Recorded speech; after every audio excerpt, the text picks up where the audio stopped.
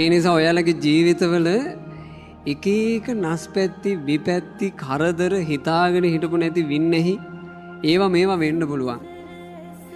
පින් කර කර ඉද්දිත් හිතපුවත් නැති කරදර කඩාපාත් වෙන්න පුළුවන්. අද මේ කියලා දීපු කතාව ඔයාලා මතක තියාගන්න. මේ මහා පින් තිබුණු අයටත් ජීවිත ගිහින් තියෙන්නේ අමුතු ආකාරයේ නාඩගම් වෙවි.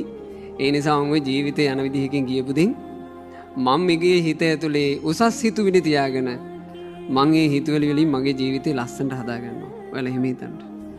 මේක සංසාරයක් පිටුතුනේ.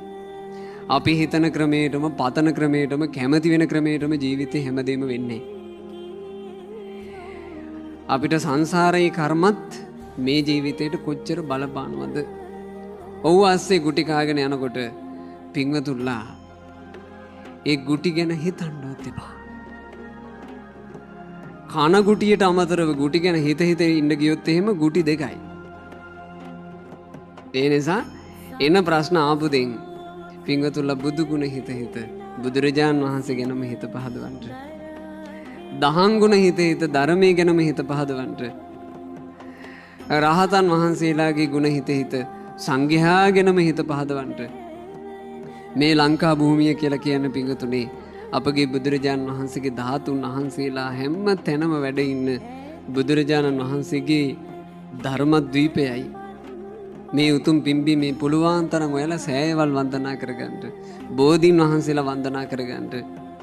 පිනට ගරහන මිනිස්සු ඉඳී ඒකුන් ගැරහිලි කර කර ඉද්දී ඔයාලා පාඩුවේ පින් කරගන්න. කුසලයට ගරහන මිනිස්සු ඉඳී ඒකුන් ගරහ ගරහ ඉද්දී ඔයාලා පාඩුවේ කුසල් ටික වඩා ගන්නට.